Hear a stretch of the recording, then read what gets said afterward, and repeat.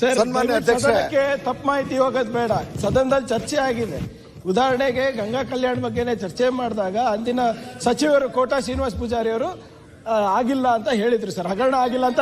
ಆಮೇಲೆ ಕೊನೆಯದಾಗಿ ಬೊಮ್ಮಾಯಿ ಸಾಹೇಬರು ಅವಧಿ ಮುಗಿಬೇಕಾದ್ರೆ ಅದು ತನಿಖೆ ಕೊಟ್ಟರು. ತನಿಖೆ ಕೊಟ್ಟಾದ್ಮೇಲೆ 2 ಜನ ಇಲ್ಲಿ ವಿಧಾನಸೌಧ ಪೊಲೀಸ್ ಸ್ಟೇಷನ್ ಅಲ್ಲಿ ಅರೆಸ್ಟ್ ಆಗಿದ್ದಾರೆ. ಈಗ ಅದೇ ಚರ್ಚೆನೇ ಆಗಿಲ್ಲ ಅಂತ ಹೇಳ್ತಾ ಇದ್ದಾರೆ. ಹಗರಣನೇ ಆಗಿಲ್ಲ ಆದ ತಕ್ಷಣನೇ ನಾವು ಕೊಟ್ಟಿದ್ದೀವಿ, ತನಿಖೆ ನಡೀತಾ ಇದೆ. ನೀವು ಹಾಗೇ ಇಲ್ಲ ಅಂತ ಮೇಲ್ಮನೆಯಲ್ಲಿ 3 ಸರಿ, ಇಲ್ಲಿ 3 ಸರಿ ಮಾಡ್ತೀವಿ.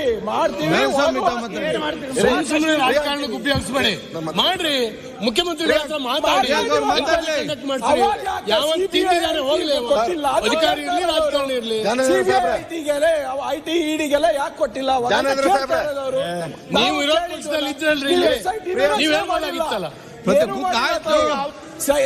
ಜನರ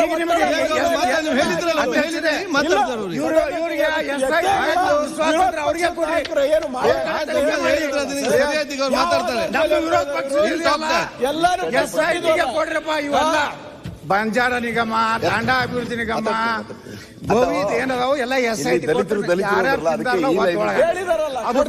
ಭಾಷಣ ಹೊಡೆದು ಜೈಲಿಗೆ ಹೋಗಕ್ಕೆ ರೆಡಿ ಆಗ್ಬೇಕಷ್ಟೇ. ಅಷ್ಟೇ. ನಾವು ನೀರು ಕುಡಿತಾನೆ.